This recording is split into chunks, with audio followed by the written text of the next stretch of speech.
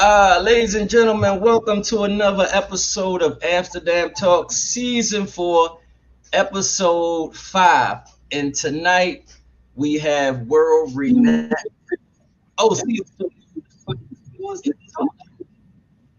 oh, actually, I have a double feedback when I had it on something else. So I'm sorry. We have world renowned coach, executive communicator, Miss Tihanna Louise. How you doing? I'm doing well, and that's I'm sorry, executive executive coach coach and and consultant.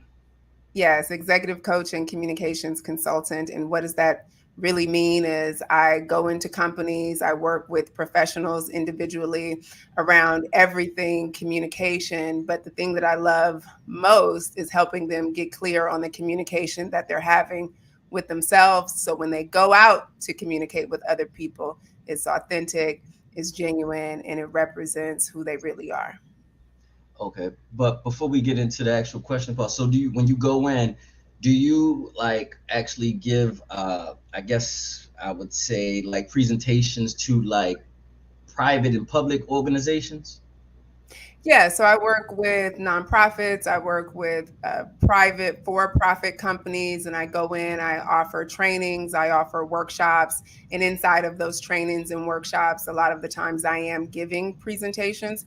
I also go inside of companies and train leaders on how to give presentations as well. That's so. What I want to get at is, do you actually work one on one with these leaders, these chiefs, these supervisors, these captains, and actually be able to have them pick a type of leadership style to be better for them for their people? Yeah, so the bulk of my clientele are executives who are in the C suite. So anyone with a C in their title, like the CEO or the COO. And then from there, I work with senior leaders on down to middle management. But usually, when I go into a company, it's because someone in the C suite needs some support. And once I support them, then they usually have me start working with the rest of their team. Okay, so we can jump right into it. So, like, why did you leave a corporate workplace? Yeah, that's a layered question. So I'll just start off by saying that I entered the corporate workplace always knowing that there was an entrepreneur in me and Hmm. that I was meant to have my own thing. That being said, I had no idea what that was. That being said, when I was in college, I got bit the bug. And so, right after college, I was lucky enough to land a job in San Francisco working as a news producer. And then life happened. You know, I got married, I had some babies, and then I got promoted to being in front of the camera. And so, before I knew it, I woke up and 15 years had gone by and I had this beautiful career. But, you know, I'm a firm believer that everything happens for a reason. It was inside of that career that I got really clear on what I wanted, what I didn't want in terms of my career and in terms of having a quote unquote work life balance or style. And I also got clear, super clear on what my strengths were and what I was really good at. And I needed that time to be inside of corporate America to get clear on, you know, what I would do in terms of business. And Hmm. so, and so what ultimately led to me making the shift is a couple of things were happening. I was in the midst of some major personal life transitions. And then there were some major shifts happening inside of my professional life. So, like I said, I knew I needed to start a business, but I was really scared to take that leap. So I just kept holding on because, you know, listen, the 2 week paycheck, like it's nice, right? And you can get really comfortable. But the Hmm. universe said, we have something different for you. And so one day I showed up to work and the entire newsroom had been laid off. And so I took that as my cue to turn my layoff into a legacy of me creating the business that I always knew I was meant to design. And so once that happened, I just never looked back and I just jumped into starting my business. Oh, so you were in the newsroom. Yeah, I was in the newsroom. I was a news reporter for a long time. I started my career as a news writer and a news producer. Like I said, when I graduated from college, I was at a college job fair my senior year, and I Hmm. just randomly had a conversation with the news director who said, "Hey, why don't you come work for me?" He gave me a job as a production assistant, and I did so well that within 6 months I was promoted to the news producer's desk. And so, 6 months out of college, I'm producing news in a top 10 market. And then from there, I just kept moving up to eventually making the shift to being in front of the camera. And so then I spent the next decade reporting, news on television and radio. Okay. Yeah. Okay. So trying to draw this together because you just said we walked into the newsroom and everybody was laid off. I'm like, she didn't tell us she worked in news. Oh, yeah. I was a news reporter for a very long time. Okay. So, okay. So then you went on your entrepreneurial journey. You say after 15 years, you never knew where the universe was going to take you. Yeah, And and I mean there were some some detours along the way. As I was exiting out of news, I got hired into some PR and marketing gigs. I'm from the Bay Area, so Silicon Valley is there. And so I worked with some tech companies doing PR and marketing. And that's where I really started coaching executives, right? And so in between doing that, exiting out of the news business, and stepping into my career, which honestly, the first business that I started, I was doing real estate, e-commerce, and then doing some life coaching on the side. I kind of fell into executive coaching because so many executives kept coming to me and asking me for my support with their communication. I really had no idea that this is the business that I would be running today. If you would have asked me like 7 years ago if this is what I'd be doing, I would have told you no. okay. So you're from the Bay Area. So I guess what is it? Oakland, to be exact. Oakland, okay. Because some people we say you're from Oakland. No, I'm from Vallejo. Not me, but I'm just saying Yeah. people are from Vallejo. So I guess since you're from Oakland, I can give you a yeet. You can give me a key. Yeah. Listen, I'm not to change subjects or anything like that. I learned. I listen to it on my commute to work. I listen to a lot of Sway in the morning. So, Okay, we love Sway. Yeah, that's the hometown, one of the hometown heroes. so yeah. So I know. But before I knew who he really was, I mean, I used to listen to Sway and King Tech. So I was like, oh, this is the same person. Yeah. But okay. So basically, so speed it up. So you said you went on your entrepreneurial journey. So now in this day and age, since the pandemic has happened, a lot of people are working from home and some are being sent back to work. And it's becoming a little bit of a bird now. So how do you overcome burnout?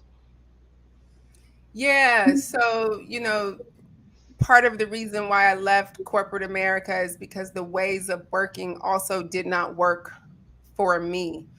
And it's interesting. I was just having this conversation with a client earlier. For me, just realizing that I was burnt out was a major shift because I'm really ambitious by nature. Hmm. I'm a workhorse, I grind and I hustle hard. So long hours, not taking vacations, things like that. It doesn't really bother me, right? Because I also like to work. I really love what I do. Right. So just being able to recognize that I was in burnout and just not in my usual ways of working was a distinct shift for me. And I Hmm. think for so many people, particularly like I presume if somebody's listening to this podcast right now, it's because on some level they're ambitious, they're self motivated, right? Hmm. And those are people who I call leaders. And sometimes for leaders, it's hard to even acknowledge that I'm burnt out, I'm tired, like I'm overwhelmed, I need to take a rest. So there's that, just the acknowledgement piece. But then for me, it was really looking at, well, what kind of person do I want to be? Right. Right. And by that, I mean, there's two ways that I believe as human beings we tend to operate in the world. And we can either operate as quote unquote human beings, Hmm. and or we can operate as human doings. Okay. Okay. And I What's the found difference? myself being more of a human doing inside of the periods of life that I was really uh, burnt out. And do you know what I mean when I say human being versus human doing? I'm thinking I'm getting a, something forming, but I just why I'm asking you, like, what's the difference? Okay, Because I'm so more like a human. robot. Exactly. So as a human being, I'm clear that my worth is not tied to my achievements or how much I'm accomplishing or my productivity. It's really based on the fact that I'm alive and I'm existing, right? Right. And as a human being, I'm more rooted in my presence to life, in my awareness to life, and my quality of energy that I'm bringing to anything that I do. As a human being, I prioritize my inner life Hmm. before anything. And for me, that even looked like, and I'm a mom. I love my children. My children mean the world to me, and I've literally given at times my life for them in many ways. But even before them, like nothing is more important than me taking care of the inner me. Human doings, right? When you become a human doing, your worth becomes tied up, as I said, in your accomplishments, in the actions you're taking. You're constantly striving to meet all of these external expectations. All of a sudden, you find yourself busy, never with any downtime, and definitely no time for introspection and self awareness. You're just on the go, go, go, go, go. Now, here's the deal. Am I saying one is better than the other? Definitely not. Both states are important Hmm. and at times necessary. But the key to overcoming burnout is recognizing when you're in either of these states and making sure that you're inside of whatever state you're in Hmm. by choice, not by default because Right. you feel like it's what you have to do or what you're used to doing. Right. Yeah. Okay. So I guess with everything you just said, I heard everything you just said, but for viewers out there, that cliche that comes across Facebook, Twitter, Instagram all the time that says take your PTO days. And then some. Right. Now, this is personal, and I talk about when we do this because that's me. I'm the type to say I know my routine. This is what I'm gonna do. And before I left my last career, I had over shit 700 sick hours, 400 vacation days because it was a time. It was just like I just want to work, work, work. So I worked 3.5 years straight. It was to the point they called me the Iron Man of the job because I never took off. Yeah. Only took off days because it was like you're gonna lose this day if you don't take it. So that was that. I basically just work, work, work, work, work, work, work. And during that time, I was going to school as well. And I had a part-time job. So when I quit my part-time job, you talking about extreme burnout, I like slept for like 2 straight months because I was on the go, just robotic with both jobs. Get up 6 a.m. I will work to 11 at night and do my classes in between. So it never stops. Yeah. And I've definitely been there. And like I said, a lot of the times that kind of hustle that we're bringing to life is necessary. But we also have to be mindful that when we're in these states, whatever state we're in, we're Mhm. programming our brains and our bodies to operate in this way, to function in this way, right? Our brains do whatever we program them to do, our Mhm. bodies do whatever we program it to do. And so if you start programming yourself to always be in this like hustle, hustle mode, go, go, go mode, well, sometimes people aren't necessarily burnt out. They just need to deprogram, right? Because you've programmed yourself into operating this way, and now your mind, you want to slow down in your spirit, but your mind and your brain and your body is like, nah, we're not used to operating this way. Like I need that adrenaline, I need that cortisol to feel normal, and if I don't have it, then I feel like something's wrong, which in turn is going to make you feel like it's something wrong with you. So, and I mean, I'm an entrepreneur, which by nature, running your own business comes with a certain level of hustle that you have to bring to it daily, no matter how far you are. Mm-hmm. And so, some of the things that I like to incorporate, or one main thing, is doing what's called, deep work. I'll go into deep work periods where I'll have a set stretch of time where I'm like, all right, I'm going to go in. This is my time to focus, and I'm really disciplined around that.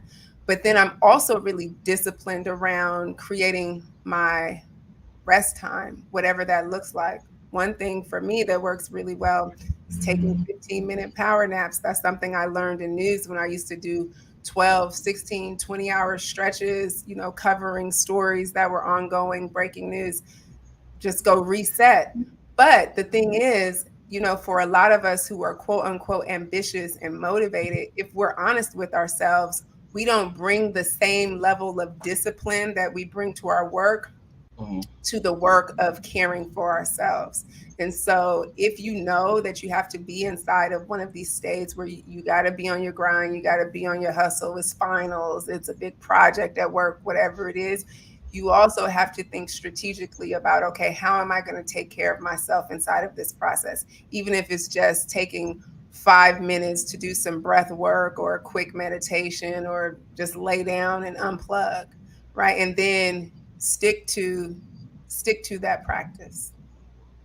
Yeah, and see that's why in this day and age I'm glad we have like conversations like this, and there are other podcasts and other uh, social media outlets, platforms that have these type of conversations, because it's also how you were raised. Because when you were raised a certain way, you go to college, get a good job, pay your bills, and all you hear is go to school, get a good job, and go work. That's what you hear. So you're just going to work, work, work, work, work. And based on how you were raised, if you had parents that really just they just worked, and they may take you around the town and do things like that. That's like how your upbringing is coming. It's almost like survival. Like, yo, we just going to work, and we could do for our kids. But if you come into a situation where you were blessed to be upper middle class or whatever, and you were able to take these extravagant vacations and do these things, you kind of see things different. You working hard to play hard, but when you basically grew up on survival, is that's I just need to go to work every day just to pay my bills. And the way inflation has happened, a lot of people in this world are just going to work just to pay their bills. And by you being from San Francisco, you understand the working homeless. Yes. And I'm from Oakland. I'm just gonna keep I mean, oh, saying I'm that. sorry, Oakland. I'm sorry, the Bay. I'm Yeah, sorry, yeah, but yeah, yeah. you being close to San Francisco, you understand the working homeless. No, I understand that. That's a problem all throughout the Bay Area, and in more recent years, it's become more of a problem in Oakland, and it's really unfortunate. But it's a real life thing when rent is $4,000 or $5,000. Right. Um, Again, I think it comes back to awareness, and you hit on a good point. I don't care what level of life you're living today. I work with people who, are worth millions of dollars, and those who are only worth, a couple thousand. And the reality is, I see that fight or flight syndrome, that being in survival mode Mm-hmm. at all levels, right? Because the one thing that we all have in common, no matter what level we're at, is that we all want to survive. We all want to live well. We all want to have a good life. And then, we put our all into trying to have that Right. happen. And so the key is being aware of that, and being aware that we have programmed ourselves, or whoever programmed us, our family, the world around us, all of us. And that's how we're approaching life. And it's really hard to shift. It can be hard to shift and start to reprogram yourself, because it goes against everything. It's like it feels counterintuitive Mm-hmm. almost. But one of the things that I believe is that, again, my productivity is not tied to how busy I am. Like I've done some of my most successful work with the least amount of effort. I've secured some of my biggest clients when I actually wasn't hustling, when I was like, you know what, I'm going to prioritize myself. And then suddenly doors started opening up and things started coming to me. And I 100% believe it's because my energy was more in alignment. When I'm burnt out, when I'm stressed out, I'm out of alignment. I'm out of whack. I'm out of alignment with myself. I'm out of alignment with the energy. Is like things uh, won't work. But at the same time, like you said, when life starts lifing and you have real circumstances in front of you, like rent needs to be paid or Right. babies need to be fed, it feels scary and it can be traumatic Mm-hmm. to really prioritize yourself and do what you intuitively know Right. you need. But on the surface it appears like if you do that you might be taking a risk that you don't want to take. Right. Which is true. Now, another thing, since you actually communicate with these CEOs, CFOs, and people at the top, one of the sayings is people don't leave good jobs; they leave bad supervision. So, what problems do most executives face when communicating with their staff? Well, there's a couple of problems. Lack of authenticity. Mm-hmm. Many leaders I work with and why they come to me is because they're so, and let me just preface it by saying this. I've worked with leaders from all backgrounds, all races, all kinds of companies. And I've yet to come across many who have bad intentions, Okay. right? But there's always a lot of what I would call mitigating factors, circumstances that put these people in these positions like kind of in their head. Like a lot of the times the leaders that I work with, it's like, yo, like trust your trust your team, Right. trust your stakeholders enough to be able to sit with like the truth, like all of it. Sure, there may be certain things you can't reveal at this time for legal reasons or whatever it might be, but there's still a certain level of transparency and authenticity that can be created through your communication if you're willing to be a few things: open, right? Mm-hmm. uh, Trusting, Mm-hmm. connected, right? Right. And so that's one of the biggest thing. A lot of the times leaders are so concerned with trying to say the right thing in the right way that they usually end up getting it all wrong, right? Not Right. because they're necessarily trying to hide the truth, but they're thinking more about how you'll perceive it Mm-hmm. versus, just as my mom would say, just calling a spade, if you know what Right. I mean, right? I know So what you there's mean. the other thing, believe it or not, that I'm always surprised is that some of the most, and I mean, I could tell you some leaders that I've worked with at companies that we all know, right? Like Mm-hmm. large companies that if I told you the name, you'd be like, oh, yeah, I know. Yeah. Lack of confidence, Right. you know, um, on some level, all of us as human beings have insecurities and fears. Mm-hmm. And the one place that we, no matter how much we try to mask them, the one place where it's really hard to cover them up Mm-hmm. is when we start communicating, AKA connecting with other human beings. Right. And so with every leader that I've worked with, we always have to do some inner work around the inner critic and confidence. Right. Yeah. Those would be the two big things that stand out. Okay. because I know before I took my position now, I was in management before I left, and it was an issue because they was like, "You make the rules." I said, "I know I make the rules, but the fact is, I'm not out there on the front line every day, so I need to listen to those." And I take that from Sam Walton. Those in the, he quote, "Those in the higher ups need to listen to those people on the front line because they're there every day." And that was my thing. When they come out, I say, "Well, what happened?" And they would tell me, "This is what we might need to do this. We might need to do this," because I was in public service and the Department of Human Health Service. So it's like, this is what we might need to do. And I would listen. They like, "No, you can't do that." And I'm like, "Why?" Because those seven individuals are on the front line every day. I'm in the back. I don't know what you occur every day, and what you tell me is what I'm going to figure out. So I guess different management styles with, with transformational leadership, charismatic, and things like that is just everybody's different. And I feel as though if you're part of my team, is one band, one sound, I'm going to listen to you because I want you to feel involved, that you're getting to make some decisions on what we're doing here.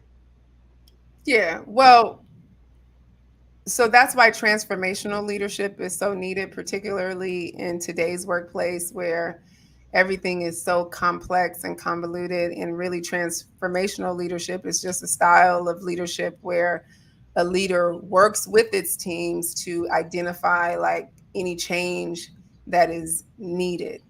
Right.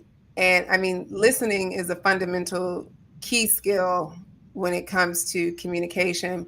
It's a key skill in leadership. Like if I'm having to tell a leader that he or she or they need to listen, then we have a big problem. What I find gets in the way of listening for many leaders is not their resistance to listening, but the poor systems they have in place to really be able to get a diverse set of voices into their ears. You see what I'm saying? Like there's always all of these bureaucratic layers between the different levels of leadership inside of an organization. And so, really creating systems that alleviate those barriers is important. And a lot of companies have tried a lot of things to do that, and some of them do better than others. But really, it's like because one person can't be everywhere all the time, right? Right. But it's really about having systems in place and way productivity systems in particular so that people actually have time. So if I'm the CEO, I need to create systems so that my team, my senior leaders have time to engage with the middle managers. I need to create productivity systems so the middle managers have time to actually listen and get feedback and be on the ground with the people who, as you said, are on the ground. And so it's really like creating those systems of communication so that the feedback is ongoing and circulating through the proper channels. That makes sense. Make a lot of sense. It makes a lot of sense, and that's the key word, communication. And the thing I always look at it is, once you start on the ground floor and you start to go up, and this is me personally. As I started to rise in, corporate America, it was like, never forget where you come from. So it's Mhm. like, the higher you get, you have to understand those on the front line, especially working in public service. Every day ain't gonna be peachy. People gonna try you, so you gotta understand. And the biggest thing I've also, I mean, it's leadership is leadership, and supervising is supervising. But I feel like the job is the job. 90% of leadership and supervision is just managing personalities and understanding people. And that's just how I look at it. Oh, Just the work is the work. You're gonna do the work, but it's just understanding you as a person. yeah, I was actually just writing a blog the other day um, that speaks to what you're talking about. People talk about toxic jobs and things like that. It's really like there's really no toxic jobs. Mm-hmm. the work is the work, but there are toxic perspectives, there's toxic Hmm. attitudes, there's toxic people that then pollute the work, Yes, they which do. is why in today's workplace, managing people is not enough. And by managing, I mean just simply delegating tasks and checking off to-do lists and making sure that goals are achieved. That's not enough. Leadership is really about what you said, being able to understand people, understand their needs, their desires, their challenges, their likes, their dislikes, how they operate, what their talents are, where their skills are, what do they want to do, what do they not want to do, how do they work with other people, how do they respond in this situation or that situation, how do they communicate, what's their communication style, what's their learning style, right? What's my learning as a leader? What's my learning Right. style? What's my communication style? So all of that is really important, particularly as workplace environments shift into blends of in-person versus, virtual, et cetera, et cetera. And that's why you see companies, a lot of startup companies, look at, many of the tech companies, they were phenomenal when they were really small. But then as they grew and grew and added in more layers of bureaucracy and, corporatized the company, then it became a not so great place. Like we've seen this, and I won't call any companies out, but we've seen this so many times with so many of the big tech companies that we, you know, have grown up with. Somebody said these companies don't care to understand their workers. Well, here's my response to that. And I tell people all the time, because we always talk about the company. The company is just a piece of paper, right? You Right. go and you apply for a LLC or a C Corp or whatever, and you get a piece of paper that says you are an entity, right? That's the corporation. It's just a piece of paper. But the company really is just a group of people. Hmm. And it's a group of people who hopefully have some shared values, a shared mission, and a shared direction that they're all willing to move in. Right. And the combination of how they're all interacting together is what makes up what we call the company culture. Right. And so when I hear people saying, the company doesn't care, what I hear that as is, yeah, the people who Hmm. make up the company on some level don't care. It's a culture. It's the culture. I mean, This like with company is a culture of I don't care. I don't care right, about people. I don't prioritize people. I don't prioritize this, whatever it is, right? right. Yeah. Mm, like I used to always say, like when you have those seasoned workers there, you get a new fresh body. You gotta watch who they attach themselves to, because that energy will rub off on them, even though they just been here 2 3 weeks. But if you have somebody who's just like, yo, I got a bad attitude, blah blah blah, fuck this place, this that and the other, I don't care about this place, that's going to rub off on that new person easily. Yeah. Yeah. I mean, think So about it. How many times have you gone into a job and you were excited for your first day, and then you got paired with somebody who was disgruntled, who's been there right, way too long, and then they started telling you, and so does this, and watch out for that. And then the next thing you know, you were so excited. Now you're like, oh my God, like, should I even be here? Right. right. And so that's why I'm really big. Like I said, I love training executives and professionals around public speaking, and I'm more than happy to work with you on your speeches and your presentations. But really, where the juice lives is with that conversation you're having with yourself. Because here's the deal: for every toxic employee, there's a toxic conversation that's going on inside of them. And man, if we could just shift that, whew, the workplace might be a place where people actually start wanting to show up to. And I'm passionate about that because a major reason Hmm. why I left the news industry, and let's just call it corporate, because newsrooms are corporate workplaces like any other corporation, not because of the work per se. I mean, yeah, it was hard, and I did suffer some PTSD from always covering murders and scandals and, hard If, news. if it bleeds, it If leads. it bleeds, it leads. Yes, that's the thing. But mostly it was the energy it Hmm. took, the energy drain of just always having to manage all of the different toxic personalities and petty politics and the, nasty competition. I'm all for healthy competition, but not, trying to step on this person to so you can get up. Like, that's not my thing.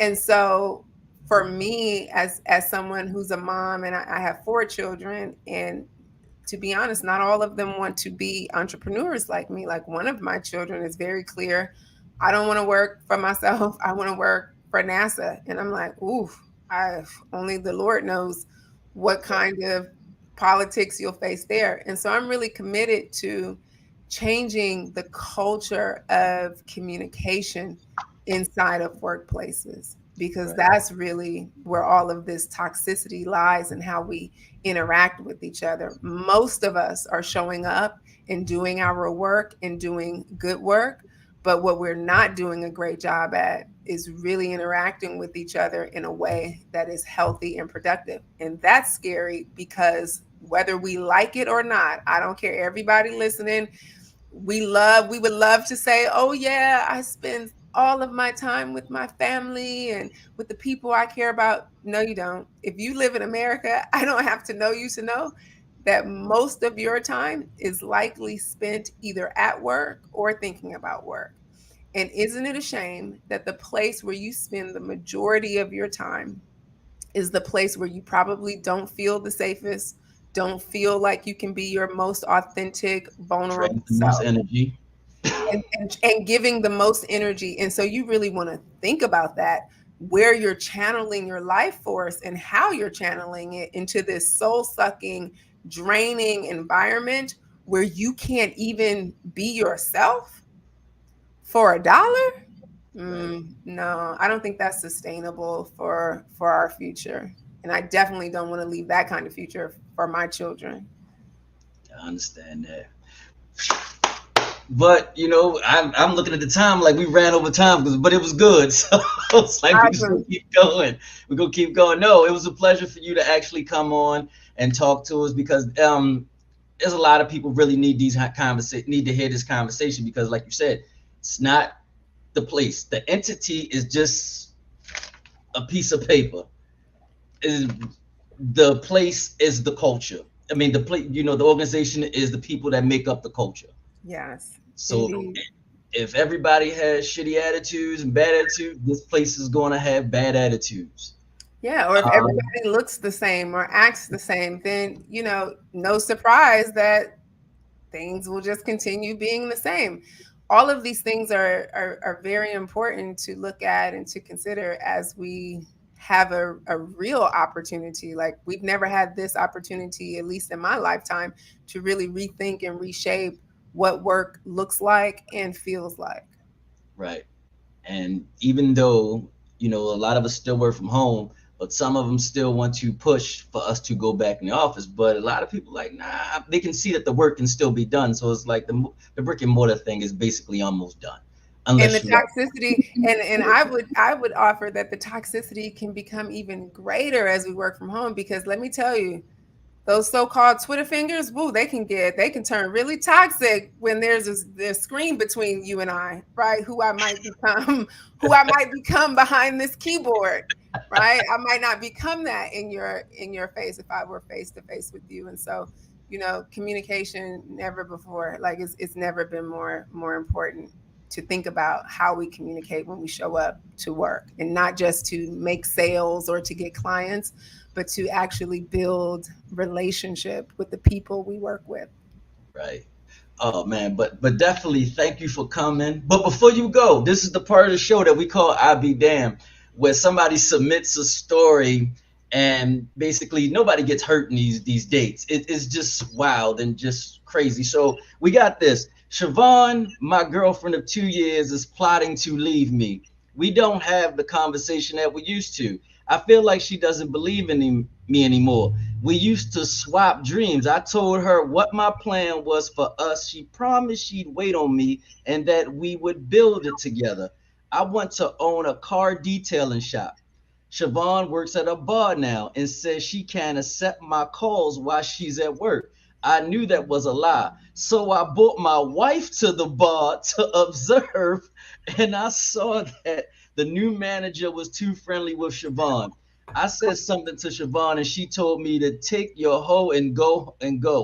My wife was ready to fight, so we left. Siobhan hasn't responded to my calls. I'm concerned because I'm the best man for her, and that's not like her to ignore me. And I know the manager is up to no good. Help me. First of all, Wait, what? That's a real story? yes, this is a real story. Right, he had his girlfriend side chick. He was trying to build a dream with her, but she wouldn't take his calls, so he sent his wife to go check up on her. Right. That's the part that lost me. And I'm like, why is he even writing about? Is he writing for advice on this? Yeah, he wants help. I can't help you, bro. There's nothing I can. You lost me at you sent your wife to check on your side chick. Like, therapy, maybe that would be my advice. Oh man, but thank you for coming. But before we go, if anybody else wanted to reach out to you, if the organizations, where can they reach you at? You can reach out to me on any of the social media platforms. I'm at Tihanna at Tihanna underscore Louise on Instagram and TikTok.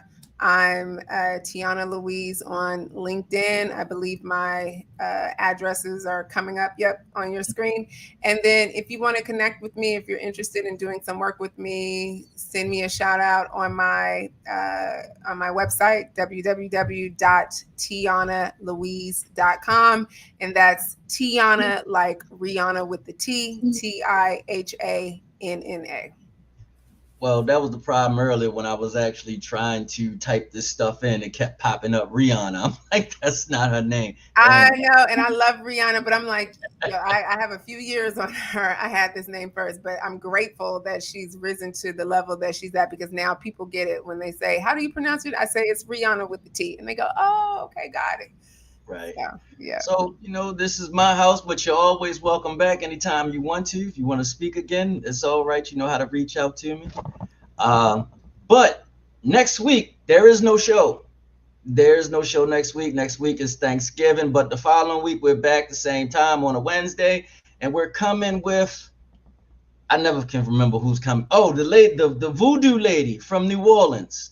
She's coming to tell us about some old Creole tales that happened, back with New Orleans and the French Creole culture. So we're going to be understanding that. If you want to get a bigger understanding of what I'm talking about, American Horror Story season 3, Maria Laveau. We're going to tap into that. It's a whole New Orleans Voodoo Wives Tale stuff. So thank you, Miss Tihanna, for coming. thank you, And man. as Thank you. always, we'll see you next week. And also this weekend, I'll be at homecoming. Go you and me as Hawks, my HBCU. So thank you. Brother Frill, you can cut.